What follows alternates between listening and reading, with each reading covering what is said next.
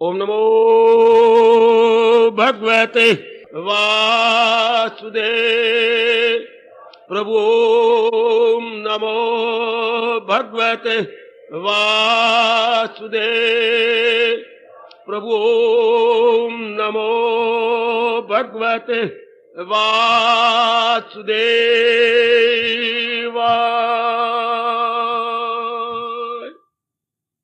कृष्णाय वासुदेवाय हरिये परमात्मने प्रणत क्लेश नाशाय गोविंदाय नमो नमः। गोविंदाय नमो नमः। वसुदेव सुतम देवम कंसचानूरमर्दनम देवकी परमानंदम कृष्ण वंदे जगत गुरुम। कृष्ण वंदे जगत गुरुम। श्री कृष्ण शरणौ मम। श्री कृष्ण शरणौ मम। श्री कृष्ण शरणौ मम। अहो भाग्यशाली कल्याणकामनी मेरी देवियों, बड़भागी गीता अनुयायी मेरे सज्जनों, धार्मिक भाइयों,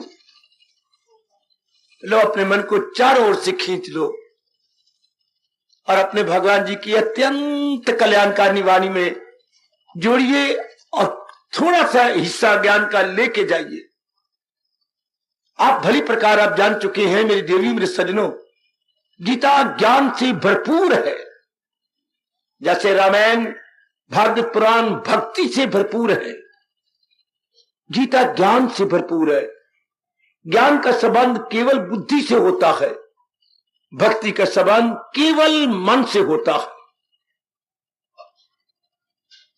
जैसे समय जा रहा है तो वक्त का तकाजा है कि हम बुद्धि से काम लें। अंधाधुंध भक्ति हमारा मन नहीं मानता। अंधाधुंध भक्ति में भक्ति के साथ ज्ञान होना चाहिए, वरना भक्ति अंधी मानी जाती है मेरे सज्जनों। और अगर ज्ञान ही बिल्कुल ही ज्ञान हो गया तो वो नीरस माना जाता है। याद रखिए, जिस ज्ञान में भक्ति नहीं वो नीरस है। जैसे आपकी सब्जी बहुत अच्छी बन गई लेकिन नमक नहीं डाला हुआ, शायद कभी घर में ऐसा हुआ हो। चावल बहुत अच्छे बने, एक एक कण कण अलग अलग है, लेकिन उसमें नमक डालना भूल गए, तो जैसे होगा वो आप जानते होंगे। इसी तरह भक्ति में, ज्ञान में भक्ति नहीं है तो नीरस हो जाएगा, वो आजकल के समय में सूटेबल नहीं होगा। जो महाराज जी ने दिया है ज्ञान, उसमें भक्ति खूब है और भक्ति में ज्ञान है।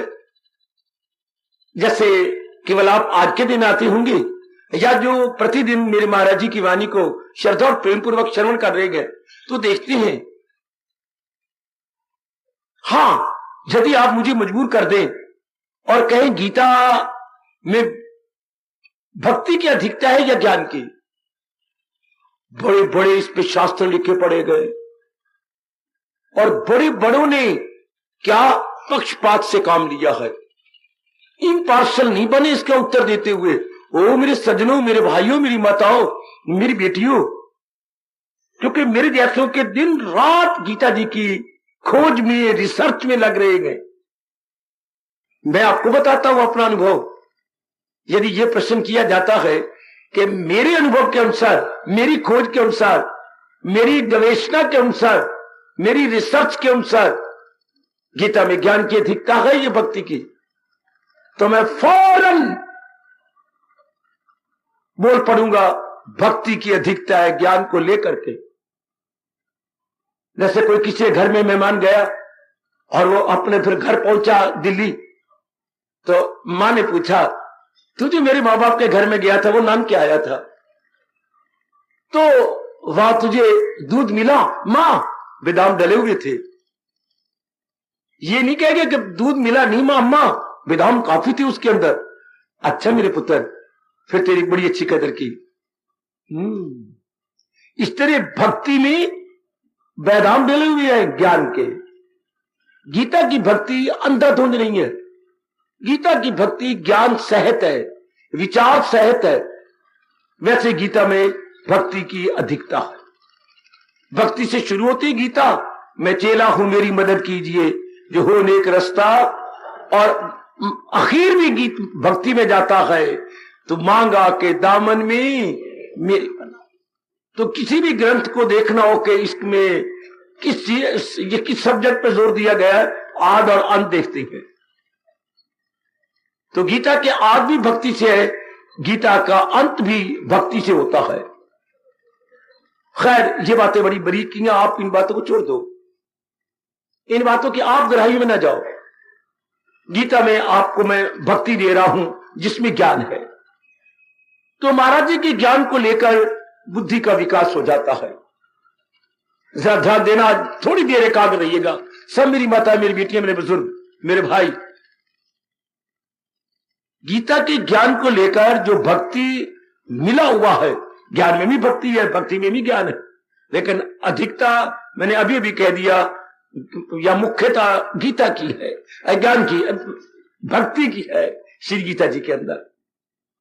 तो आइएगा, आज जो मैं कुछ आपको देने आया हूं, केवल ये समझाने आया हूं, भगवान जी ने जो ज्ञान दिया है गीता जी के अंदर बड़ा निराला ज्ञान है, बहुत ही निराला ज्ञान। ज्ञान मैं फिर कह देना चाहता हूं अपने भाइयों, बुजुर्गों, भाइयों, माताओं, बेटियों को, ज्ञान का मतलब असलियत की पहचान। यदि आपके दिमाग में कुछ और हो तो निकाल दीजिएगा। दिमाग का मतलब रियलिटी की, to know the reality. Reality, हां, किसकी रियलिटी? तीन ही तो संसार में चीजें हैं, कोई चार है, कोई पांच है। एक हम खुद है, मैं कौन हूं, मेरी रियलिटी क्या है। एक हमारे सामने प्रकृति है, इसकी रियलिटी क्या है। और मुझे और प्रकृति के बैकग्राउंड में कौन है, कौन है जो इतनी बड़ी प्रकृति चला रहा है, कौन हो जो मेरे शरीर की रगे, नाड़ियां, रेशे, एक एक अंग, आंतरिक बाह्य सुचारू रूप से अपना काम संपन्न कर रहा, वो कौन है।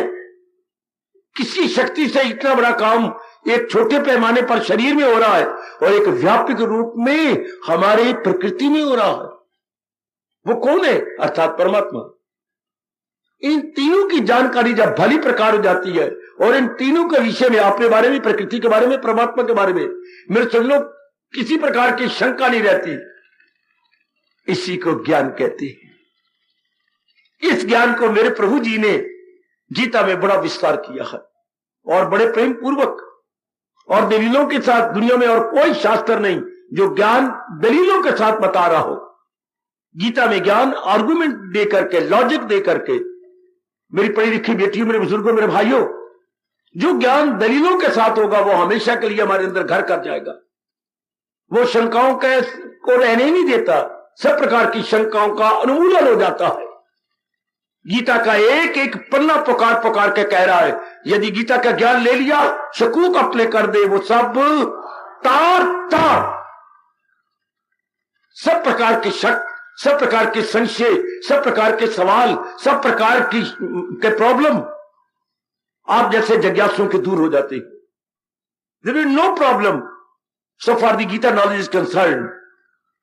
इतने जवाब देते हैं मेरे प्रभु दलीलों के साथ। ये नहीं कहा मैं भगवान कृष्ण 16 काल अवतारी मेरी मान लो, ये मोहम्मद रसूलुल्लाह तो कह सकते हैं, ईसा मसीह कह सकते हैं, लेकिन गीता के कृष्ण को यह कहना संकोच में पड़ता है कि नहीं, मैं कोई भी हूं, मैं तुम्हें, भगवान कहते हैं, मैं तुम्हें ज्ञान देता हूं और तुम सहमत हो जाओगे। चूंकि सहमत कैसे कौन करता है? दलील। बाकी शास्त्रों में जो सहमत करते हैं वो पर्सनैलिटी, कि ईसा मसीह और परमात्मा जो है एक है और ईसा मसीह भी उनके बेटे हैं। मोहम्मद रसूलुल्लाह अल्लाह मियां का क्या है? संदेशवाहक है, मैसेंजर है, डिवाइन मैसेंजर। इसलिए जो भी वो कह रहे हैं that must be taken for granted. ऐसा यहां नहीं है।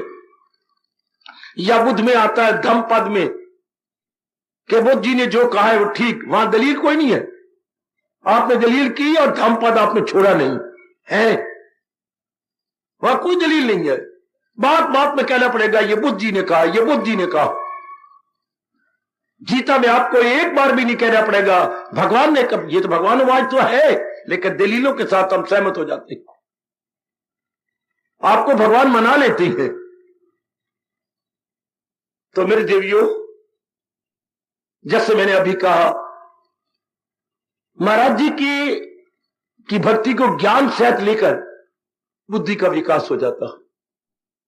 चूंकि बुद्धि का एक ही काम है। वैसे तो आपने जान ही गए कि हमारे बाहर के 10 अंग है, मेरी बुजुर्गों, मेरे भाइयों, मेरी माताओं, मेरी कल्याणकामी देवियों। ये 10 अंग, 5 ज्ञान इंद्रियां, 5 कर्म इंद्रियां। ये 10 अंग नजर ही आता है आपको। ऊपर शुरू कर दो, 1 1 2 4 5 7 ये 10 आ जाएंगे। हाँ, हर एक का अलग अलग काम है। आंख का काम देख रहे, जब से भगवान ने आंखें बनाई देख ही रही है। ये नहीं हुआ कि कानों ने कहा काम खराब हो गए हैं, 10 दिन हमारी इलाज कराएंगे तो हमारा काम आंखों कर देना। नहीं, खराब है तो खराब ही है। कानों का काम सुनना, तो मेरे सज्जनों, मेरी देवियों, सुन ही रही है, एक दूसरे काम नहीं करते। हाथ का काम है लेना देना, तो लेना देना ही हो रहा है मेरे सज्जनों। ओ मेरी कल्याणकामी अच्छी बेटी हो, पैरों का काम चलना है तो ये नहीं कि पैर किसी और अंग का काम करे। हाँ, एक भगवान ने मुख निराला बनाया है जो 2 काम कर जाता है। क्या? बोलता भी है जी और खाता भी है। स्वाद भी आपको बताएगा। अब मैं बोल रहा हूं तो ये कर्म इंद्री कहलाएगी। जब आप भोजन करते हैं बड़ा अच्छा है, खट्टा मीठा चरचरा जीविया सब रस ले। तो जब ये रस ले तो तब आप वाणी नहीं बोलेंगे इससे। मैं बोल रहा हूं तो वाणी से काम ले रहा हूं। जब हम खाते हैं तो फिर किससे काम लेती है? बेटी जीवा से काम लेती है। फिर ये जीवा हो जाए, नाम बदल जाएगा, काम 2 हो जाएंगे। भाई एक ये वाणी है, एक ये मुख है जो 2 काम कर देता, कर्म इंद्री का भी और ज्ञान इंद्री का भी। शाबाश। बाकी सारे अपना अपना अंग काम करते। अंदर अंदर चले जाइए। बुद्धि अंदर 4 अंग है, बुद्धि मन चेतन का। तो बुद्धि एक ही काम कर रही है, निर्णय करना। आगे मन आता है, एक ही विचार करता है। जैसे बुद्धि ने निर्णय किया, वैसी मन का काम क्या है? विचार करना।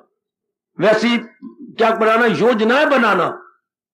प्लानिंग एंड स्कीम सेंटर मन है। मेरे मालिक ने मुझे कभी प्रेरणा दी, मैं आपको फिर विस्तारपूर्ण बताएगा मन कितनी शानदार प्लानिंग बनाता है बुद्धि के निर्णय के अनुसार। बुद्धि ने निर्णय कर लिया, वो निर्णय कैसे एग्जीक्यूट किया जाए, उस निर्णय को कैसे सामाजिक रूप में, क्रियात्मक रूप में संपन्न करे,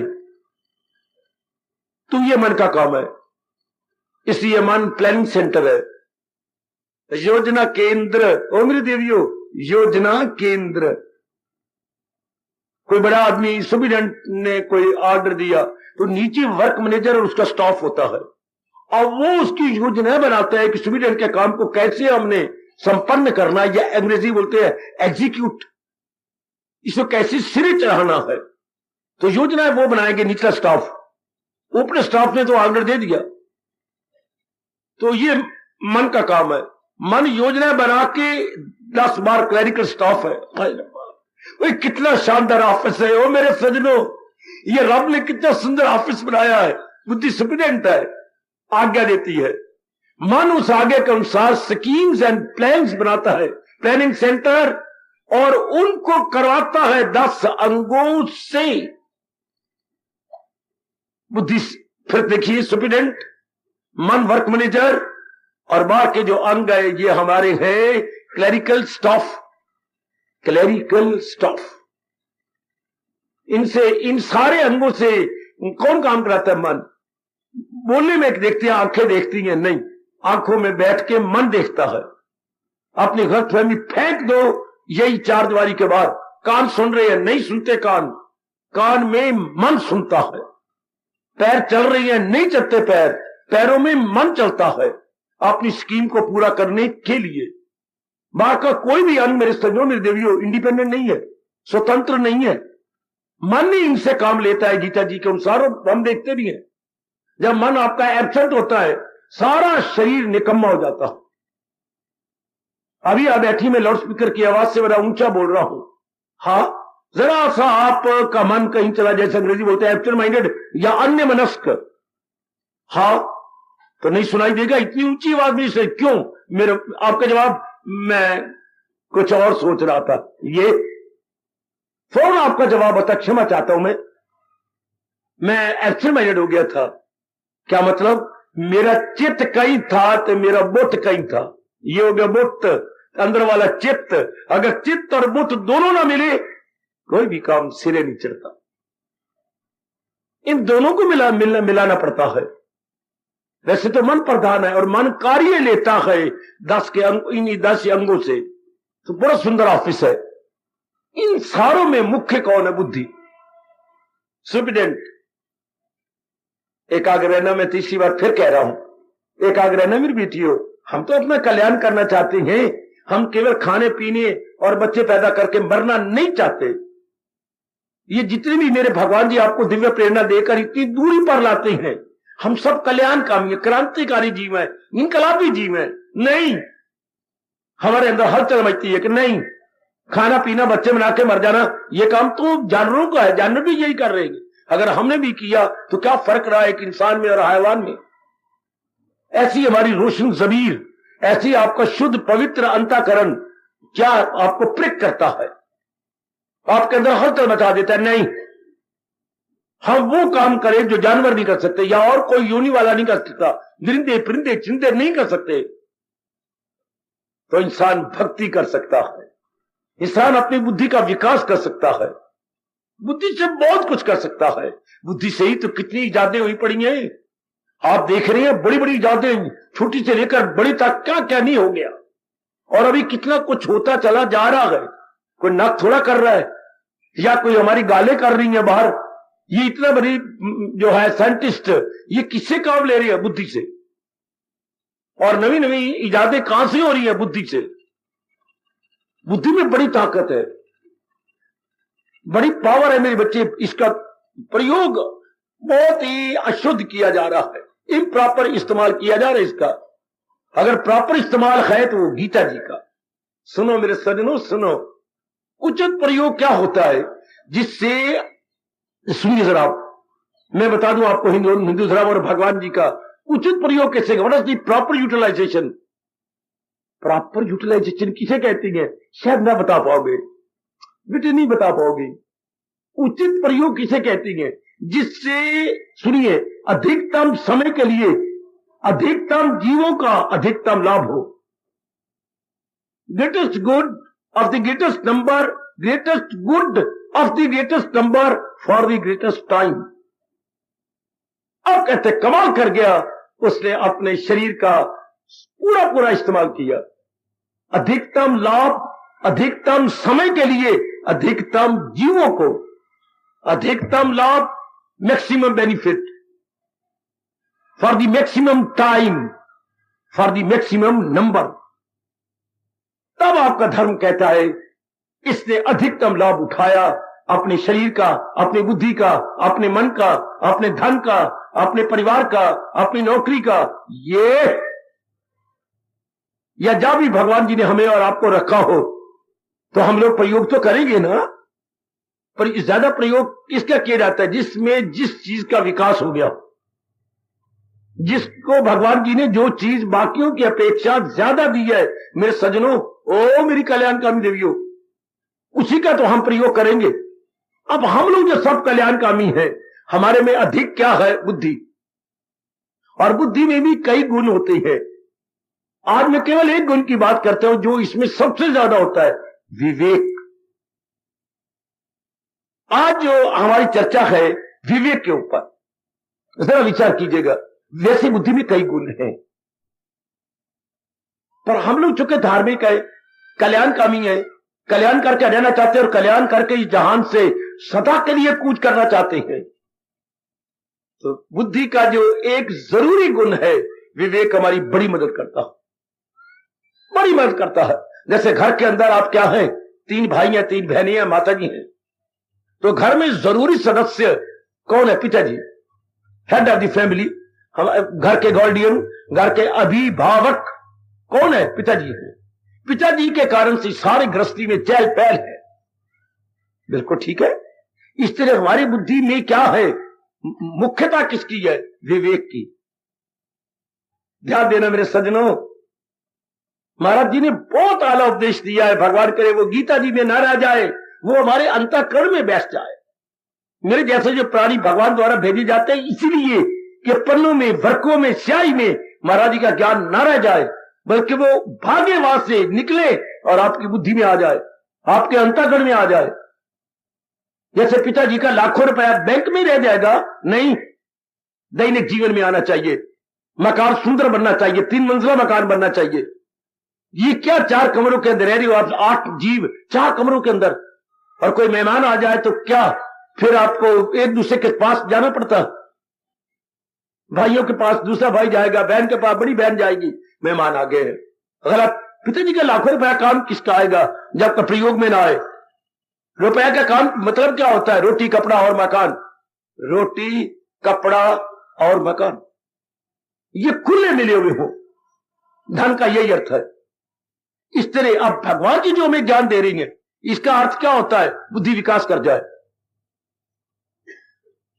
उधर रोटी, कपड़ा और मकान विकास कर गए, इधर क्या जो भगवान जिसको आप लेने आते हैं, आप अपना कल्याण चाहते हैं ना, तो भगवान जी अपना ज्ञान दे रहे हैं। ज्ञान से क्या होगा? बुद्धि का विकास हो जाएगा, बुद्धि विकसित हो जाएगी। बच्चे है जी, बुद्धि विकसित हो जाएगी, बुद्धि की डेवलपमेंट हो जाएगी। अच्छा, एक्सटेंड नहीं शब्द लगाइए बच्चे, एक्सटेंड नहीं, डेवलपमेंट। बुद्धि की डेवलपमेंट हो जाती है, एक्सटेंशन कुछ और होती है। उस किसी के साथ कोई चीज मिला देना, बढ़ा देना, उसको एक्सटेंशन बोलते हैं। ये तो एक्सपेंड नहीं करना, डेवलप करना है, डेवलपमेंट, विकास करना है। जैसे बालक होता है तो बालक से वो बन जाता है किशोर, शरीर का विकास, ये किशोर से वो युवक बन जाता है, तो विकास कर रही है उसका सारा शरीर। तो बुद्धि का विकास हो जाए, बुद्धि दूरदर्शनी बन जाए, बुद्धि में गुण आ जाए, फॉर साइटेडनेस है। जैसे हमारी आंखें हैं, हर एक की अपनी उम्र के मुताबिक, कोई वहां तक देख सकता है, कोई वहां तक देख सकता है, कोई वहां तक देख सके, कोई इस तरफ दूर तक देख सकेगा, बस। लेकिन अगर हम दूरबीन लगा ले तो शायद बहुत दूर तक देखेंगे। बड़ी बड़ी अच्छी अच्छी दूरबीनें निकल चुकी हैं, हवाई जहाज वाले बहुत लाभ उठाते हैं, पायलट जो है बड़ा लाभ उठाते हैं, तो दूरबीन से दूर नजर आ गया। तो जब भगवान जी का ज्ञान बुद्धि में बैठ जाता है तो हम दूरबीन की तरह दूरदर्शी हो जाते हैं। सुनो मेरे नेक जीवो, ओ नेक बेटियों, हमारी बुद्धि दूरदर्शिता से काम लेती है? हाँ, उसमें तो विशेष प्रकार के शीशे लगे होते हैं, जो वो दूरदर्शी यंत्र होता है मेरे सज्जनों, उसमें तो शीशे लगे हुए हैं। लोहा थोड़ा काम कर दूरदर्शी बनता है, या दूर से देख सकते हैं, वो शीशे हैं, बड़ी ताकत वाले शीशे। तो इधर दूरदर्शिता से कौन काम लेता है? मन, बुद्धि की एक नाड़ी, बुद्धि की एक नाड़ी, उसे हमारे कृष्ण, हमारे प्रभु जी, हमारे सरताज, हमारे मन के राजा, हमारे जगत गुरु, हमारे त्रिलोकीनाथ, हमारे इस सृष्टि को बनाने वाले नारायण जी विवेक के नाम से पुकारते। जब भगवान जी का ज्ञान लेंगे, ज्ञान से विवेक होता है, ज्ञान से विवेक। अच्छा, तो विवेक क्या काम करता है? विवेक ध्यान देना। विवेक में जब बुद्धि में आता है तो क्या काम करता है? हर समय हमारे साथ रहता है। सबसे पहले आपको ये बताता है कि सृष्टि को भगवान ने कैसे बनाया। इतना टाइम भी नहीं कि मैं आपको विस्तार से समझाऊं, मैं तो थोड़ा सा प्रकाश डालना है। सृष्टि को विवेक आके बताएगा, ये सृष्टि महाराज जी ने कैसे बनाई। सृष्टि की कहानी विवेक की जबानी। मोटे तौर पर विवेक ये बताएगा कि सृष्टि को भगवान ने 2 तत्व मिला के बनाया है, जड़ और चेतन। ये अनादिकाल से वेद कह रही है, कोई साइंटिस्ट ने ये नई बात नहीं बताई कि matter plus energy is equal to nature, matter plus energy is equal to nature. This is not in new कहानी, दिस इज ओल्ड स्टोरी जो हमारे वेदों ने पहले बता दिया था। इसी को गीता जी जरा विस्तार से दलीलों के साथ बता देती है। मेरे देवियों, जड़ और चेतन, ये इन दोनों के मिक्सचर से, इन दोनों के मिलाप से ये सृष्टि बनी है। सृष्टि का मतलब रूप। नाम तो हमने रखे, जैसे आपका नाम तो पिताजी ने रखा, मां जी ने रखा, या आपके पुरोहित जी ने रखा। रूप रब ने बनाया। हमारा ये रूप, ये जो रूप है, ये तो भगवान ने बनाया मेरे देवियों। नाम इंसान बनाता। नाम आपने कई रखे हैं, अभी भी मैं देखता हूं, कच्चा नाम पक्का नाम। एक घर का लाडला नाम है कच्चा नाम, एक आपके स्कूल का नाम है पक्का नाम।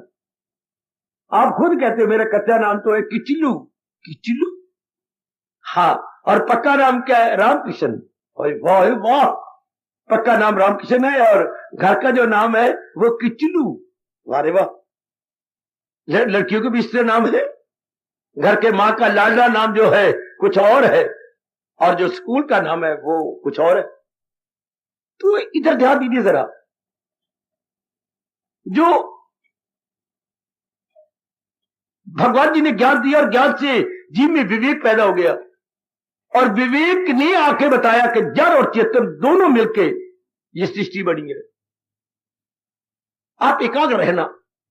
इन दोनों के मिलाप से, दोनों के मिक्स से, दोनों के संलग्न से हाँ सृष्टि काम कर रही है।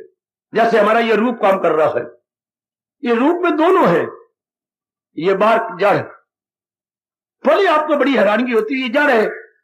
नहीं साबित हो जाता जब हमारे पिताजी शरीर छोड़ जाते हैं तो शरीर का एक एक अंग कायम है, लेकिन हम क्या कहेंगे, सारा शरीर पथरा गया। और बढ़िया शब्द कोई नहीं जी अपनी राष्ट्रभाषा का, यही सबसे अच्छा शब्द जी, शरीर पथरा गया। पथरा गया अर्थात पत्थर की तरह क्या हो गया, जड़ हो गया। पथरा जाना। पर ये शरीर कब पथरा गया? जब भगवान ने अपना चेतन निकाल दिया। मुर्दा का मतलब ही क्या होता है? ये मेरे पिताजी मर गए। मर गए क्या मतलब? जड़ रह गया। पिताजी मर गए, ये पिताजी लेटे पड़े हैं धरती के ऊपर। मैं लेटे हुए क्या करूं? पिताजी का कोई अंग नहीं काम करता, हम रो रो के मर गए, आवाज़ें मार मार के पिताजी पिताजी। पहले ये नींद में बोल पड़ते थे, अब सारा परिवार आवाज़ें मार रहा है, जरा भी जवाब नहीं आ रहा। और भी रोनी आती है कि मक्खियां आंख के अंदर आ रही हैं, जा रही हैं, आ रही हैं।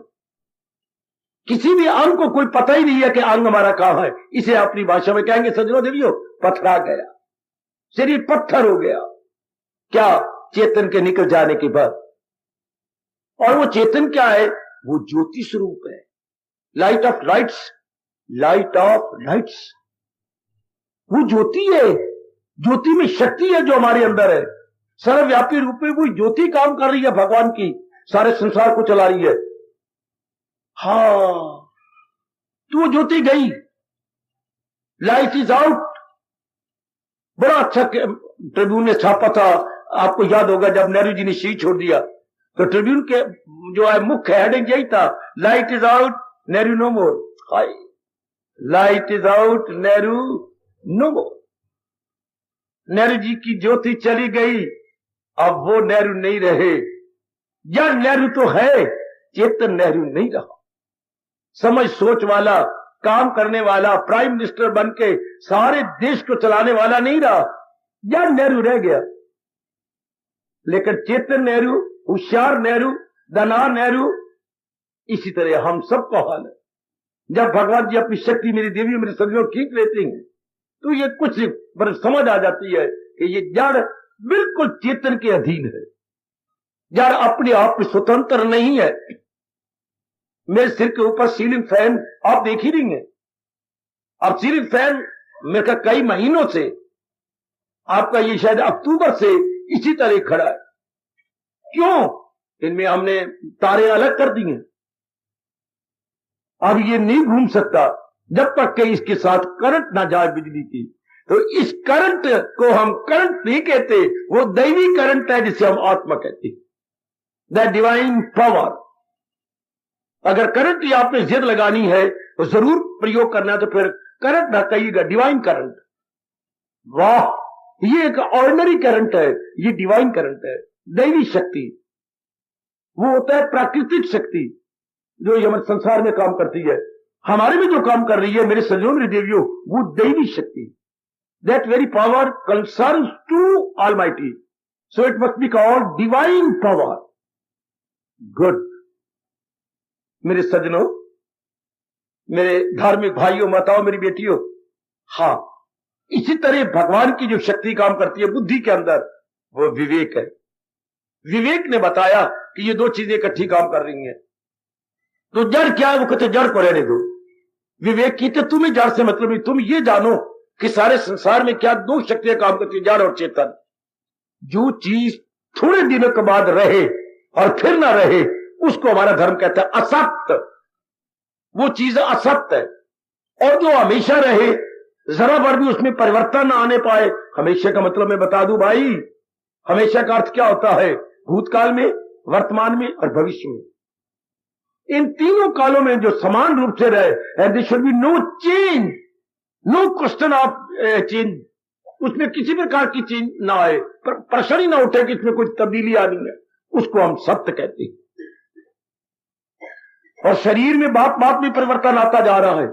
कभी हम बेबी थे, हाँ, फिर कभी हम क्या हो गए? बालिक हो गए, किशोर हो गए, युवक हो गए, प्रौढ़ हो गए, वृद्ध हो गए, शरीर छोड़ दिया। कितना परिवर्तन आ जाता है हमारी एक बॉडी में मेरे सज्जनों मेरे देवियों। इसलिए ये सत्य नहीं है, ये खत्म हो जाता है। हम इसे फूंक आती है, जब भगवान अपनी चेतनता निकाल लेते हैं तो उठाओ और फूंको शमशान के अंदर, तो ये असत्य हो गया। तो और वो चेतन का कभी नुकसान होता ही नहीं, पावर का कभी नुकसान नहीं होता। आप जानते ही हैं, पढ़े लिखे हैं। पावर क्या होती है? पावर ही रहती है। पावर घटती बढ़ती नहीं, पावर कटती नहीं। थोड़ी सी भी साइंस पढ़ी हो आपने, power can never be divided, power can never be dissected, power can never be stoled, power as it is, बिल्कुल उसमें कोई अंतर नहीं आएगा। बस अब को मैं नजदीक ले आया। तो ये विवेक बताता है कि संसार के अंदर दो चीजें मिली पड़ी हैं, एक सदा रहने वाली सत्य, एक थोड़ी देर रह के जाने वाला असत। सत्य असत की पहचान में विवेक करवाता हूं, सत्य असत की पहचान। और असत बिल्कुल किसी काम का नहीं यदि सत्य इसके साथ मिला हुआ ना हो तो। सत्य ही आंखों में रोशनी दिखा रहा है, परमात्मा की शक्ति जो अंदर सत्य है वो उसी कारण से मैं और आप सुन रहे हैं, उसी कारण से हम सोचते हैं, विचार करते हैं, दूरदर्शी बनते हैं और बड़ी बड़ी चीजें जो इजाद में आती हैं, चाहे इन्वेंशन हो रही है या डिस्कवरी हो रही है, इन्वेंशन हो रही है या डिस्कवरीज हो रही है मेरे सज्जनों मेरी देवियों, उसी सत्य के कारण से। सत्य हमारी एक एक अंग की क्या है? जान प्राण है। हमारी बुद्धि की, हमारे चित्त की, हमारे मन के, हमारे अहंकार की, हमारे कानों की, जो कान के कान है, जो आंख की आंख है, जो हाथ के भी हाथ है, जो पैरों के भी पैर है, या बाकी जो शक्ति अंग है और उनको जो चला रही है शक्ति, उसी को सत्य कहती है। और सत्य अनेक नहीं होते, सत्य हमेशा एक होगा। अगर अनेक हो गए तो वो सत्य ही नहीं हो सकता, सत्य हमेशा एक। अगर यो अनेक कह दोगे तो उसको सत्य नहीं कहा जाएगा, वो तो जड़ में आ जाएगी। क्योंकि वैरायटी जड़ में होती है, वैरायटी भगवान में नहीं होती। इसलिए हम देवी देवताओं तो क्या बोलते हैं? शक्तिमान, ब्रह्मा, विष्णु, महेश, ये भगवान की शक्तियां, देवियां। और भगवान हमारे क्या है? सर्वशक्तिमान भगवान, ऑलमाइटी वन। और अदर जो देवी देवता है वो माइटी देवता, वो माइटी है, भगवान ऑलमाइटी। अपनी भाषा बड़ी अच्छी बात है, भगवान जी को हम सर्वशक्तिमान, सर्व समर्थ बोलते हैं। लेकिन ये ब्रह्मा, विष्णु, महेश या किसी देवी भगवती के लिए शब्द ऑलमाइटी का, ऑलमाइटी मस्ट बी वन। वो अपनी शक्तियां बांटे हुए हैं अनेकों में, जिनसे उन्हें विशेष विशेष काम लेना होता है तो विशेष विशेष शक्ति भी बांट देती है। किसी में बुद्धि की शक्ति ज्यादा, किसी में मन की शक्ति ज्यादा, किसी में तन की शक्ति ज्यादा, किसी में बुद्धि की शक्ति ज्यादा तो महात्मा बन जाएगा, किसी में मन की शक्ति ज्यादा तो भगत बन जाएगा, किसी में तन की शक्ति ज्यादा तो पहलवान बन जाएगा। कोई बुद्धि के पहलवान महात्मा, मन के पहलवान भगत, तन के पहलवान कुश्ती करने वाले। क्यों? इनमें एक विशेष शक्ति काम करती है भगवान की बुद्धि में। फिर कह रहे बुद्धि में विशेष शक्ति काम कर गई या भगवान ने दे दी तो महात्मा कहलाया। वो एक चोटी के फिलॉसफर बन जाते हैं। हम सुन के हैरान होते हैं कि हम भी हैं और ये भी हैं, इनकी बुद्धि कैसी है, हमारी बुद्धि कैसी है, हैरान हुआ करो। वो भगवान ने विशेष दिया है कोई विशेष काम लेने के लिए। जैसे कभी कभी हम पिताजी के साथ लड़ पड़ते थे, हमारी बेवकूफी, विजय लड़ते थे, पिताजी ये क्या बात है, आपने देखो बड़ी बहन, मैं छोटा भैया था, बड़ी बहन को आपने देखे रुपया दिया और मेरे हाथ पे एक अन्ना रख दिया, मैं नहीं लेता, याद ले लो। बेटे क्या कर रहा है, तो आपने मेरी बड़ी बहन को रुपया क्यों दिया, मुझे एक आना दे दिया। काका उन्होंने ज्यादा बाजार में जाकर ये चीजें लानी है, तूने तो आधी छुट्टी में चावल के मरुंडे खाने हैं, इसलिए तो आना ले जाना, उन्होंने सब्जी भी लानी है कोई और भी। अच्छा पिताजी, अच्छा मुझे माफ कर दो, बड़ी बहन तू भी माफ, मुझे समझ नहीं आई, उन्होंने विशेष चीजें लानी है तो विशेष रुपया, मैंने आधी छुट्टी से बाद दाने खानी है एक आना, तो उतनी पिताजी ने दिया ना। इसी तरह ध्यान रखना, हर एक को भगवान उतनी शक्ति देता है जितना उसने काम लेना। निराम की कोई बात नहीं, अब मैं और आप मीरा बन सक जाएंगे नहीं, सूरदास बन सकती हैं नहीं, मैं और आपका तुलसीदास बन सकती हैं नहीं। भगवान ने उनसे विशेष काम लेना था और भक्ति को 4 चांद लगवाने थे, ताकि आने वाली धार्मिक पीढ़ियां मीरा को आइडियल माने, सूरदास जी को आइडियल माने, तुलसीदास जी को आइडियल माने, देवराज क्षमा देवगुरु अपने नारद जी को आइडियल माने। आइडियल आदर्श, तो वो संसार में आदर्श पेश कर गए, उन्हीं को देख देख के हम अपनी भक्ति बढ़ा लेते हैं। अब हर एक क्या ध्रुव प्रहलाद हो जाएगा, नहीं हो सकता। वो आने वाले धार्मिक पीढ़ियों के लिए क्या थे, ideal to the coming society, कि ऐसी भक्ति की जाती, इतने कष्ट सह जाते। पर एक तो सूरदास में ध्रुव प्रहलाद नहीं बन सकते, पर हमें प्रेरणा कितनी मिलती है, कितनी प्रेरणा मिल जाती है, हम उसी तरह अपने अंतःकरण को बनाते हैं। जैसे ड्राइंग के अंदर याद होगा मॉडल रख दिया जाता था, मिट्टी का तेल का कनस्तर और वो कीफ और नीचे बोतल, तो क्लास बैठ जाती थी इम्तिहान वाले दिन, तो हम अब लोग ड्राइंग पेपर के ऊपर उस मॉडल को उतारते थे। अब सबको याद होगा मेरी वीडियो, जैसे वो जिस कोने में बैठा हूं मैं उसी कोने में उस मॉडल को उतारूंगा। तो इस तरह जिसमें जितनी श्रद्धा होती है, जो ये आइडियल पुरुष हो चुके हैं, हम उतना ही उनको अपनी बुद्धि और मन में उतार लेते हैं। समझे मेरे बुजुर्गों, मेरे भाइयों, मेरी बताओ मेरी बेटियों, जितनी भगवान ने हमें शक्ति दी है, हम उसको, कोई ध्रुव की किसी बात को ले लेगा, कोई प्रहलाद की किसी बात को लेगा, जो कोई विवेकानंद की किसी बात को ले लेगा, जो गुरुदेव स्वामी रामकृष्ण महाराज जी किसी बात को ले लेगा, है कोई तुलसीदास जी की, सूरदास जी की बात ले लेगा, उसी को उतार लेगा। जैसे मानो ड्राइंग स्टूडेंट बैठे हुए मॉडल उतार रहे हैं, किस पर, अपने ड्राइंग पेपर पर, और हम, हमारा ड्राइंग पेपर कौन सा है, अंतःकरण। तो मैं गुजारिश कर रहा हूं, विवेक बता देता है जीव को कि सत्य असत्य 2 चीजें काम करती हैं। असत्य क्या है, 0 है अगर सत्य इसके अंदर ना हो। पंखा 0 है यदि करंट नहीं, बिजली क्या, इलेक्ट्रिक पॉइंट, मेरे सजनों मेरी देवियों, इलेक्ट्रिक पॉइंट 0 अगर इनमें क्या है, इलेक्ट्रिक नहीं, तो इलेक्ट्रिक नहीं, इलेक्ट्रिक पॉइंट बच्चों का खेल है, बच्चों का एक डॉल है, बच्चों का खिलौना है। If there is no electric current, हाँ वो ही सारे काम करवाती है। इलेक्ट्रिक करंट है, हर एक इलेक्ट्रिक पॉइंट हीरो, इलेक्ट्रिक नहीं तो 0। बाबा फिर बोल, अगर भगवान की शक्ति है इस जड़ शरीर में काम करती है, वी आर ऑल हीरो। अगर भगवान जी अपनी शक्ति निकाल लेंगे 0, ये शरीर यूं हो जाएगा, एक दिन हमारे सारे के शरीर 0 हो जाएंगे। क्यों, ऐसा क्यों हो गया, भगवान ने अपनी शक्ति निकाल ली। तो गीता का विवेक बताता है कि ये सत्य तब, ये असत्य शरीर तब तक कदर करवाएगा जब तक सत्य इसके अंदर है। पंखे की तब तक मैं साथ साथ दृष्टांत दे रहा हूं, कदर है अगर करंट है तो, अदरवाइज ये बच्चों को खिलौना खड़ा है, महीनों हो गए और 2-3 महीने और हो जाएंगे, खड़ा रहेगा, because there is no movement at all. Ceiling fan तो तब है जब रोटेशन के अंदर हो मेरी देवियों, अदरवाइज ये कुछ भी नहीं। इस परों का नाम थोड़ा फैन होता है। ये फंक्शन भी तो साथ हो, घूम रहा हो और हवा दे रहा हो, तब हम कहेंगे सीलिंग फैन। अदरवाइज तो एक ड्रैंग है, एक विशेष प्रकार की क्या है, इक्विपमेंट है, उपकरण है। अपनी शब्द बहुत अच्छा है, उपकरण। एक उपकरण बन के सीलिंग के साथ चिपका हुआ है, इंटैक्ट है या संलग्न है।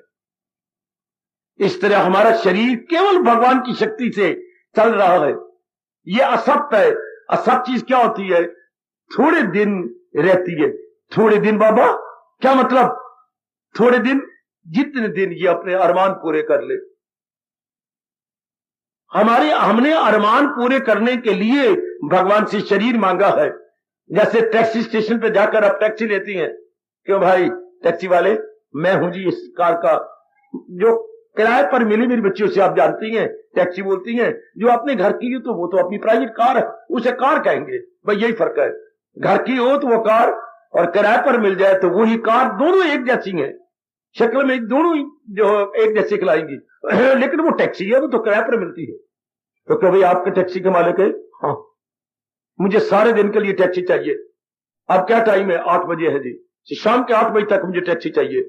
और मुझे कई काम कर, कभी छावनी जाना होगा, कभी राजपुर जाना होगा, हाँ जी, कभी इधर जाना, कोई बात नहीं। ये हमारी अंदर लग रही है, आला लगा हुआ है। हाँ, इसमें जितने माइल्स हो जाएंगे, हाँ, इस लिहाज से मैं इतने रुपए ले लूंगा। और अगर वैसे ठेका करना चाहते हो, सवेरे 8 बजे से 8 बजे पेट्रोल भी खर्च हो ना, हाँ, तो मैं 1000 रुपए तो कम से कम ले लूंगा आपका। 1000 की कोई बात नहीं, मेरे से तो 1200 रुपए ले ले। और जो मैंने आए काम करने हैं मुझे करवा, जरूर। तो टैक्सी मिल गई क्या? इतने घंटे काम के लिए। बाबूजी आपका काम अगर ना भी हुआ, नहीं हो जाएगा, मेरा काम 8 घंटे में पूरा हो जाएगा। ठीक इसी तरह ये शरीर की टैक्सी भगवान ने मुझे और आपको दी। किसी के 20 साल, किसी के 40 साल, किसी के 50 साल। क्यों? हमारे अंदर की अधूरी इच्छाएं अर्थात अरमान इतने सालों में पूरे होने। जितने सालों में हमारे अरमान पूरे होने, मेरे नेक जीवों, मेरी नेक और लाडली देवियों, उतनी ही हमें पीरियड दिया गया। जैसे वो 8 घंटे कोई टैक्सी को लेता है दोपहर तक, मैं जी 600 रुपया लूंगा। कोई लेता है 2 घंटे के लिए, मैं 200 रुपया लूंगा। तो जितना जिसका काम होता है टैक्सी उतने घंटे की ली जाती है। तो जितने हमारे अरमान है, हैरान ना हुआ करो। दादा बैठा है, पिताजी चले गए, पिताजी दादाजी दोनों बैठे हैं, दोते पोते मर गए। भाई वो उनके अरमान ही इतने थे, भगवान ने इतनी आयु उनकी दी है। तो इस शरीर की उतनी आयु है, जीवात्मा छोड़ जाएगा इसको, इसलिए ये असत्य है। जो चीज थोड़े दिन रहे, मैं गुजारिश किया चाहता हूं, और चली जाए हमेशा के लिए, उसे हम असत्य कहते हैं। और वो जो सब चला रही, वो तो हमेशा एक जैसी रहती है, वो बिल्कुल एक जैसी। वो जो सत्य है वो क्या है? वो सचित है, सत्य चित्त है, आनंद है।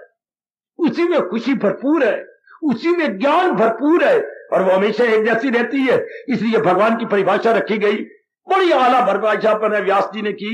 सचित आनंद, सतुत चित फुल ऑफ नॉलेज, और आनंद फुल ऑफ ब्लिस है। चित्त का मतलब बच्चे full of knowledge, perfect knowledge और परफेक्ट ब्लिस, यह हैप्पीनेस, यह आनंद जो आनंद से भरपूर है, भगवान की सत्ता।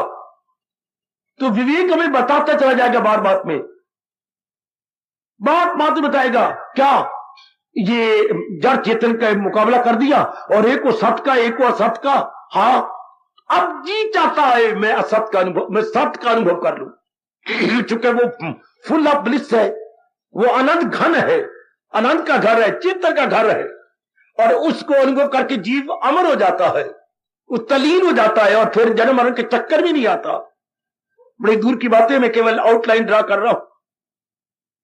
वो एक बड़ी चोटी की सत्ता जिसे हम अपने भगवान या अपनी आत्मा कहते हैं, जी चाहता है। जब उसके डेफिनेशन ली जाए तो मन चाहता है जिंदगी में एक बार तो मैं उसका अनुभव करूं। जैसे जब कोई गुण गाता था, आप कहते भी दिल्ली एक बार तो मैं देखा हूं, लाल किला एक बार तो मैं देखूं। जब भी कोई गुण गाएगा, एक बार तो जी चाहेगा आपका, एक बार मैं भी अनुभव करूं, एक आगरा जाकर के मैं भी जाके वो देख के आऊं। इतना शानदार कहते हैं वो देखने योग्य है, तो ताजमहल मैं भी देखूं। इस तरह जब कोई किसी के गुण गाएगा, एक बार दिल च अगर आप एक एक्स्ट्रॉर्डिनरी मैन नहीं है, अगर आप एक सामान्य नारी है, सामान्य जीव है, हाँ, अगर एक सामान्य लेमैन और कॉमन मैन है, तो जरूर ये तमन्ना उठेगी कि मैं भी ये ले लूं, ये चीज मेरी हो जाए। शादी भी आपने इस तरह की होगी मेरी बेटी, मैट्रिमोनियल में कई घराने देखे, कंपेयर और कंट्रास्ट किया, ये घराना अच्छा है, उसी के साथ आपने शादी की होगी। लड़कियां आपने कई देखेंगी, जरा याद रखिए, याद कीजिए वो अपना टाइम, तो जिसमें ज्यादा गुण मैट्रिमोनियल में आया और जिसके उसका आपने बायोडाटा देखा, ये 13-14 फोटो आई आपके पास, मुकाबला करते कराते आखिर आपने एक मनोरमा को घर ठीक समझा। तो ये कंपेयर कंट्रास्ट करने के बाद जी चाहता है कि हम ये करें। इस तरह हम लोग जो कल्याणकामी जीव हैं, मेरी जैसों से जब भगवान और जहान के बारे में विस्तार पूर्वक सुनेंगे, जड़ और चेतन के बारे में सुनेंगे, जी चाहेगा कि जिंदगी में एक बार उस चेतन को देख के जो सदा रहता है, उस चेतन को देखें जो ज्ञान से भरपूर है, उस चेतन का अनुभव करें जो जिसका आनंद ही आनंद है, और जीव के मन में फिर कोई तमन्ना, कोई इच्छा नहीं रहती। लेट मी सी, घेर रखा जी कर रहे हो, उसके पिताजी डीसी है अंबाला के, तो लेकर आपका वो क्लास फेलो है, तो आपने घेर लिया, देख भाई मनोरी, हाँ हमारे अच्छे भाग के तुम हमारे क्लास फेलो हो, जबकि आपके पिताजी इस समय डीसी का काम कर रहे हैं, डिप्टी कमिश्नर है अंबाला के। तो अगर हमें अपने साथ ले चल और आप हमारी तरफ से रिप्रेजेंटेटिव या हमारे प्रतिनिधि बनिए, और अपने पिताजी को, आप तो आपके तो पिता होंगे, हमारे लिए तो डीसी है, जाके हमारे प्रतिनिधि बन के ये कह दो कि स्टूडेंट को ये बहुत कष्ट होता है और वो बस चला देंगे आने जाने में, तो उनके दाएं हाथ की बात है, बात बन जाएगी और हमें कितना सुख हो जाएगा। जरूर चलो हम पार्टी बना के चलते हैं, इस वक्त तो ड्यूटी दे रही है, बैठे हुए ऑफिस में, चले गए, चिट गए अंदर, बेटा आया है क्लास के साथ, ये क्या बात बन गई, बुलाओ उनको फौरन, कितना अंदर काम चल रहा था, लेकिन बेटा तो बेटा ही है ना, क्यों ना प्रेफरेंस देंगे डीसी साहब, किसको, एक सिटी मेंबर के नाते से नहीं, अपने बेटे के नाते से बुला लिया गया, क्लास सारी गई। क्या बात हो गई, क्या बात, सुख तो है, नहीं सुख होता तो हम आपको कष्ट न देते पिताजी, क्यों, क्या बात, इन मेरे सारे क्लास फेलों को ये बड़ा पर कष्ट है, कॉलेज इतना दूर बनाया गया है, ये कैसे अटेंड कर सकती हैं इतने दूर कॉलेज, इनके लिए बसें चलाई जाए। जरूर स्टूडेंट्स को कहने लगे तुम प्रिंसिपल द्वारा मेरे पास एक दरखास्त भेज दो, जब दरखास्त मेरे हाथ में आ जाएगी तीसरे दिन या दूसरे दिन बस स्टार्ट हो जाएगी। अब वो लिपट गए अपने डीसी को, लिपटे नहीं, लिपट गए अपने क्लास फेलो को, और बहुत धन्यवाद दिया कि हमारा ये काम बन गया। इसी तरह ज्ञान से पैदा हुए विवेक हमारी सजनों को बड़ी मदद करता है। जैसे डीसी साहब के लड़के ने काम कर दिया स्टूडेंट्स का, और सारी कॉलेज में पॉपुलर हो गया, पॉपुलर होते हैं क्या, लोकप्रिय, सारे कॉलेज का वो प्रिय बन गया, popular, very popular to the college. उससे स्टूडेंट्स का काम भी तो बहुत अच्छा किया ना। इस तरह विवेक बड़ा प्यारा काम करता है। वो कहता तुम उनका अनुभव करोगे जिससे मैं पैदा हुआ हूं, क्या मेरे पिता का, हाँ तो मेरा कहना मानते चलो। जैसे उसने डीसी साहब के लड़के का बाकी सारे स्टूडेंट्स ने कहना माना, बात सिरे चढ़ गई। इस तरह विवेक हमें कहता है अगर तुम उनका अनुभव करना चाहते हो मेरा कहना मानो, जरूर उस सत्य को अनुभव करना चाहते हो जो असत को चला रहा है, असत को भगा रहा है, असत से नाना प्रकार के काम ले रहा है, ये सारी चीजें तो असत्य है, लेकिन ये चूंकि चेतन इनके साथ मिला हुआ है मेरे सजनों मेरे देवियों, इसी ये सत्य करके प्रतीत होती है, अपीयर एज ट्रुथ। एक्चुअली ये चीजें अब ट्रुथ नहीं है, लेकिन चूंकि महाराज जी की सत्ता है इसलिए ये ऐसा प्रतीत होती है, ऐसा प्रतीत, शाबाश कि ये ऐसी चीज है। लेकिन विवेक बताता है कि नहीं सब तो केवल एक ही है, हमें अनुभव करवा दो। है मेरी बुद्धि के विवेक, है मेरी बुद्धि की एक विशेष फैकल्टी, विवेक is the special faculty of our intellect, एक विशेष शक्ति है हमारी बुद्धि की। विवेक बड़ी जबरदस्त ताकत है हमारी बुद्धि की, और खासकर हमारे बड़े काम आएगी।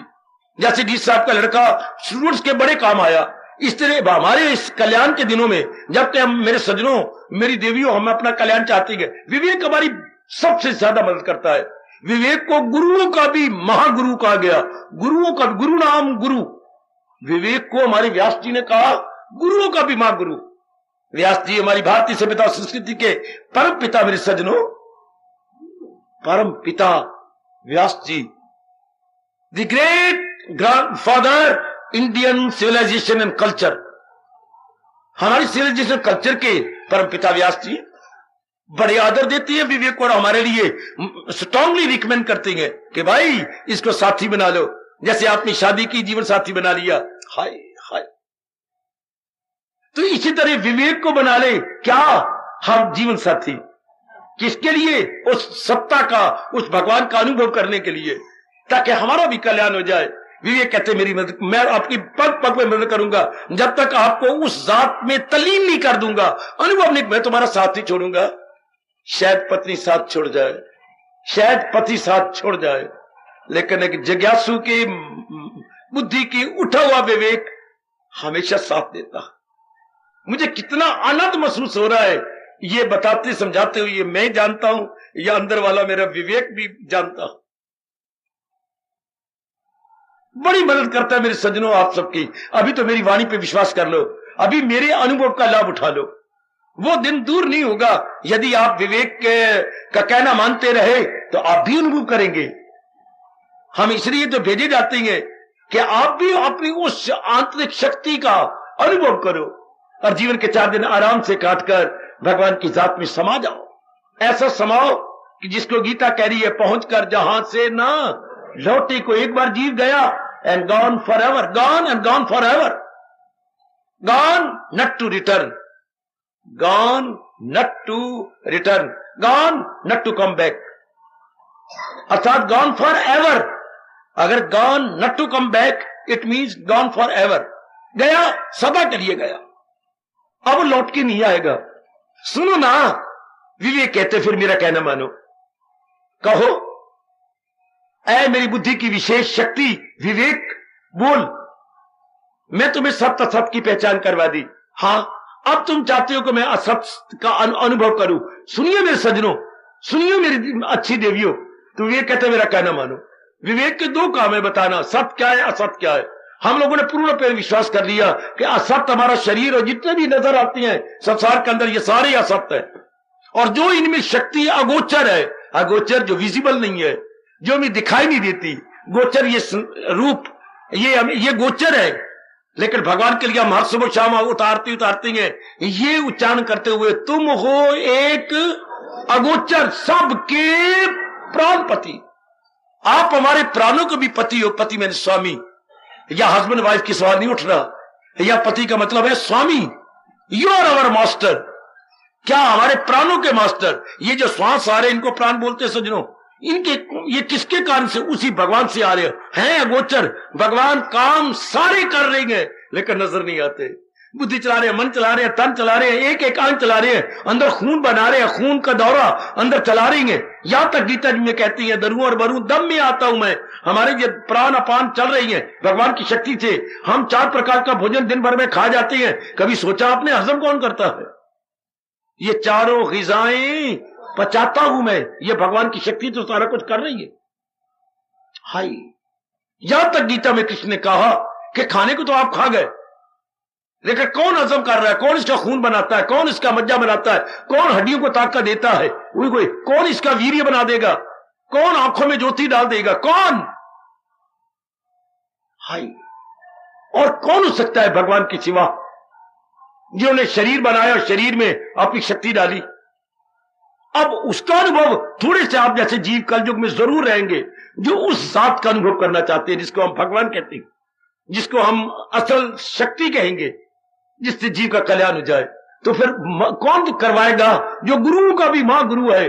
हाँ, जिसे गीता ने बड़े विस्तार किया है, विवेक। तो विवेक ने बता दिया सत्य ये है, असत्य ये है। हम क्या करें? असत्य से शरीर से काम तो लेंगे लेकिन इसे सब कुछ नहीं समझेंगे। बड़ा अंतर आता जाएगा मेरे सज्जनों, मेरी देवियों। इसे काम लिया जाएगा पर इसे सब कुछ नहीं समझा जाएगा कि यही सब कुछ है। नहीं, जैसे बड़े भैया से को हम आदर देते हैं घर के अंदर, बड़े भैया से रुपया भी लेते हैं, लेकिन बड़े भैया कोई सब कुछ नहीं समझते। क्यों? सब कुछ तो हमारे पिताजी है।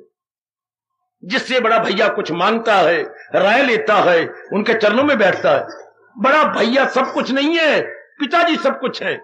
बिल्कुल इस तरह शरीर सब कुछ नहीं है, इस शरीर के चलाने वाली शक्ति ही all in all, not the body is all in all. सजनों, मेरी भाइयों, मेरे देवियों, वो परमात्मा की शक्ति ऑल इन ऑल है। लो हमारी बुद्धि, हमारा मन पूर्ण रूपेण झुकने लगे भगवान की ओर। तन में रहते हुए भी हमने प्रेफरेंस भगवान को दी। अब आपके जब प्रेफरेंस या आप मेरा कहने मेरा प्राथमिकता भगवान को देने लगे, लो लीजिए बात आपके बन गई। अब विवेक ने कहा, लो मैं आपकी मदद करूं। असत से विवेक छुड़ाता जाता है और सत की ओर हमें लगाता जाता। ध्यान देने वाले सज्जनों, दिन ब दिन आप भी देख लो, सत भगवान की ओर दिन ब दिन झुकते जा रहे हो विवेक के कारण से, असत से हटते जा रहे हो। रूपों से आपका मन कम होता जा रहा है। अगर ये ना होता, कभी भी आप भगवान की वाणी के लिए इतनी दूर ना आते, कभी आप भगवान का भजन सिमरन ना करते। आप भजन करते हो, सिमरन करते हो, जाप करते हो, कौन करवा रहा है? विवेक करवा रहा है। चूंकि आप में उमंग है कि मैंने अपना कल्याण करना है, मैंने महाराज जी को अनुभव करना है, तो अब विवेक का आखिरी कर्तव्य रह जाता है। जब हमारा मन तो झुक गया, बुद्धि भी झुक गई, अब मन विवेक बोलता है, क्या बस एक काम अब रह गया मेरा? हाँ, क्या? मैं आपको पग पग पे ये भी बताता जाऊंगा और मेरा कहना मानना। थोड़े ही दिनों में, थोड़े ही हफ्तों में तो भगवान की जात में समा जाओगे। है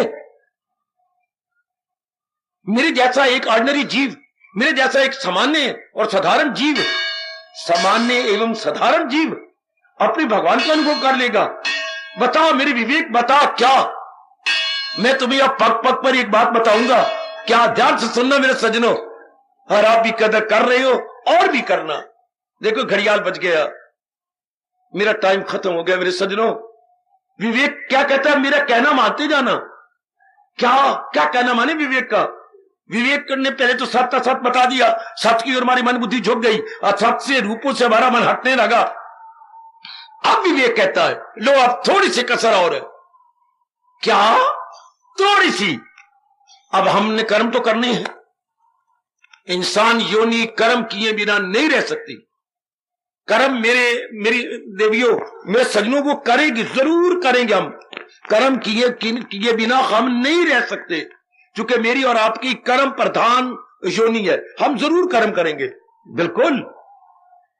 बस अब विवेक ने हमारे कर्म में मदद कर दी।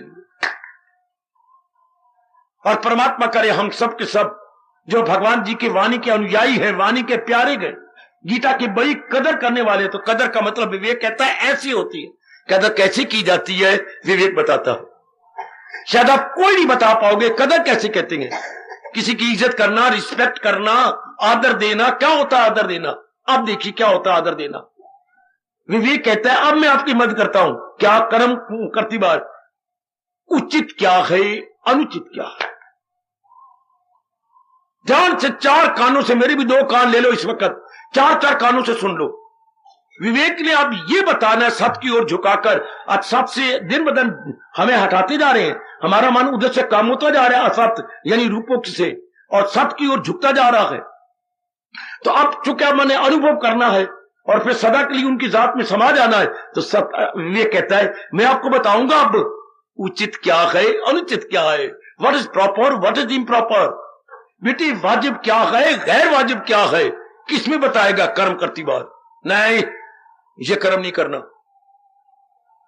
अब कहना आपने फौरन मानना, फिर मेरे जैसे को लानते मारना, धजियां उड़ा देना अगर आप भगवान की जात में समाना गए तो। हमने आजमाया, आप भी आजमा लो। ये तो खरी बात है, सीधी बात है, आप भी आजमा लो। कैसे तलीन हो जाओगे आप अपने अंदर। जरा सिर्फ विवेक का इतना कहना मानना है। अब कर्म में हम उतरा है, हम कर्म क्षेत्र में आ गए। अब वो कहते हैं नहीं बाबू क्या करने लगा है, अंदर से आवाज आएगी सिरगट, नहीं, इससे बुद्धि खराब हो जाती है, फेफड़े खराब हो जाती है, सेहत खराब हो जाती है। कहना मानो नहीं पीऊंगा। फिर आप कर्म करने लगे, झूठ बोलने लगे। साहब ने कहा काम कर लिया, सब कर लिया, जबकि आपने आधा काम किया है, आधा पड़ा। विवेक पकड़ लेगा, नहीं, स्पष्ट कहो आज मुझे कुछ बुखार है, ये मैं ठीक नहीं हूं, I am out of salt today, excuse me, मैंने आधा किया है, करना तो मैं नहीं है, कल आके कर दूंगा। अब आपको विवेक झूठ नहीं बोलेंगे, बात मैं बताएगा उचित क्या है, अनुचित क्या है। अब टाइम आप बर्बाद करते थे हाफ टाइम में दोस्तों को बैठकर, नहीं चलो एक आध में जाप करो भगवान का। यदि आप ऐसा करते गए जैसे उचित बताएगा, वो बात बताएगा। अब आप देखिए, रात को सवेरे रात को आप 9 बजे सो गए, हाँ अब 9 बजे आप सो, 2 बजे आपको विवेक ने उठा लिया, उठाओ, अभी नहीं 4-5 घंटे से ज्यादा नहीं सोना, बाकी समय उठ के पेशाब करो और अपना पेट पूट साफ करो, नहा लो और बैठो भगवान का भजन करो। अच्छा, सोने का टाइम मुकर्रर होता है और ब्रह्म मुहूर्त भगवान के भजन के लिए बना होता है, जो आ गया।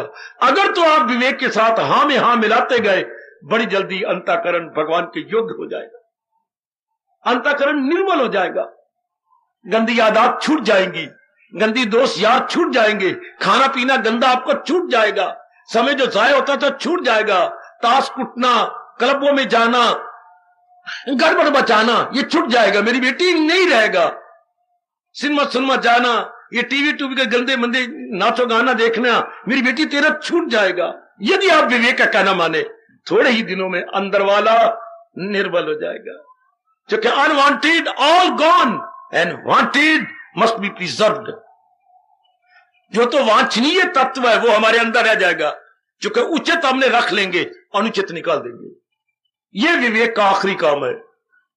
अब ये हर एक ने अपनी जगह जो बताया कि ये उचित है, हाँ ये मेरा अपना हो गया, जो अनुचित है मैं निकालूंगा, काम को, क्रोध को, मोह को, लोभ को, ये और जितनी नेगेटिव क्वालिटी, नकारात्मक वृत्ति है मेरे सज्जनों, ओ मेरी कल्याण कम देवियों, ये सब बाधा है वो सत्य का अनुभव करने के लिए। हमारे कल्याण के बारे में जितनी नेगेटिव क्वालिटी सब बाधा है, इसलिए तो हम मां की गोदी से सुनते आ रहे हैं, बोलते आ रहे हैं, विषय विकार मिटाओ पाप हरो देवा। दाता मेरे ये विषय विकार हटा दो, क्योंकि इससे जीव पापी बनता है, गंदा बनता है, खराब बनता है, लोफर बनता है, उसकी टेंडेंसी आउट गोइंग होकर के अपनी और समाज की तबाही करता है। विवेक आपकी सफाई करता जाएगा। हरिजन बार की सफाई करता है, वो चूम लो विवेक को, विवेक आपके अंतःकरण की सफाई करता, अंतःकरण को निर्मल बना के रख देगा, नहीं भगवान के योग्य बना के रख देगा। मानो तो सही विवेक का कहना, विवेक को आदर दो जो गीता के ज्ञान से पैदा हो जाता। यदि आप ऐसा करें, यदि नहीं लगाना चाहिए मैं मूर्ख बन रहा हूं, आप जरूर ऐसा करेंगे क्योंकि आप कल्याणकामी हैं, फिर आप भगवान के योग्य हो जाएंगे। अंतःकरण निर्मल विमल स्वच्छ, निर्मल विमल एवं स्वच्छ, दूसरे शब्दों में भगवान के योग्य। मेरी देवियां भगवान के योग्य। इतना किसने बनाया? स्कूल में जाने के काबिल किसने किया?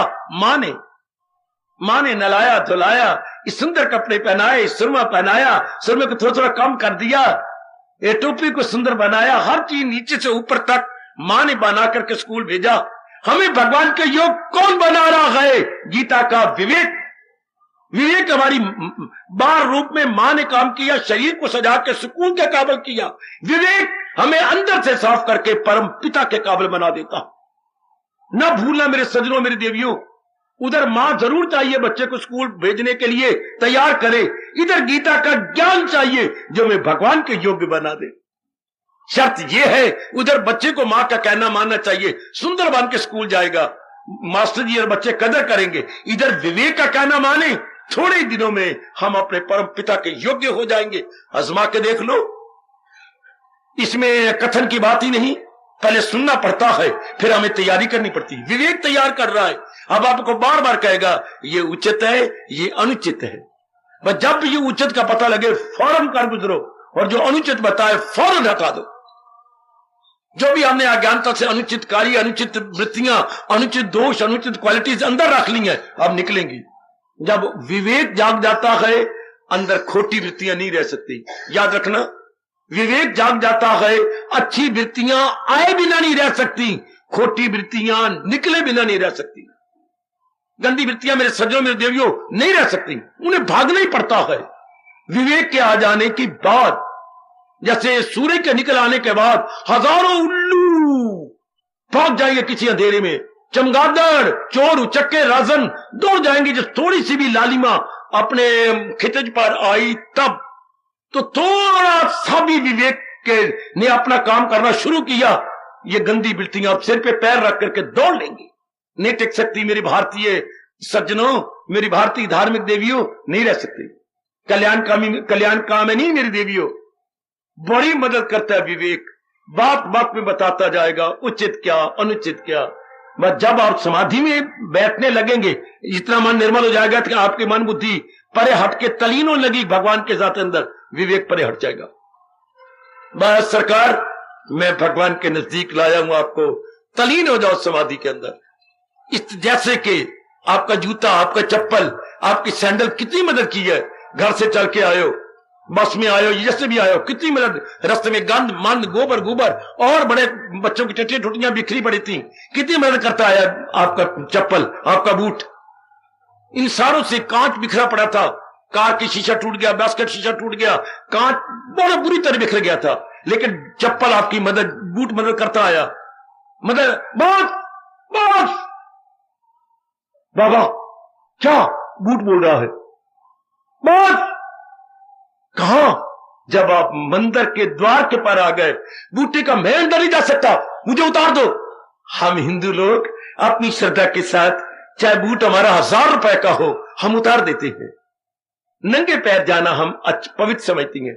जैसे बूट उतार देते हैं मंदिर के नजदीक आकर, इस तरह विवेक भाग जाता है हमें भगवान के नजदीक खड़ा करके, हमें समाधि के नजदीक ले जाकर के। विवेक कहेगा मेरा इतना ही काम था, आप परे हट जाएगा। एक बार विवेक का कहना तो मानो, उचित अनुचित में तमीजी करके अनुचित को छोड़ते जाओ, उचित को पकड़ते जाओ, थोड़े ही दिनों में आप भगवान के योग्य हो जाओगे। बड़ी मदद करता है गीता का विवेक, जो सत्य असत की पहचान कराकर जीव के साथ हो जाता है, उचित अनुचित समझाने लग जाए। ये करो, ये छोड़ दो, ये नहीं करना, ऐसा ही होगा, ये करना है, ऐसा बनाना है, ऐसा ही करूंगा। तब भगवान कहती है ऐसा जीव मेरे काबिल हो गया, ऐसा जीव मेरे योग्य हो गया। घर में जाकर जरा देख लेना, मैं विवेक का कहना मान रहा हूं। घर में जाकर खा पी लो और सोचिए मैं विवेक का आदर कर रहा हूं। विवेक गुरुओं का भी गुरु है, यथार्थ रूप में पहले विवेक की मदद करता है और फिर हमें भगवान के योग्य बनाकर हमारा कल्याण कर देता है। क्या आप विवेक की कदर कर रही हैं? यह सही रूप में किसी की कदर करना, उसकी आज्ञा मानना। पिताजी की कदर करना, मैं आज्ञा तो मानता नहीं और कहना पिताजी का बच्चा हूं, गलत। Respect means to obey. किसी की कदर करने का मतलब आज्ञाकारी बनना।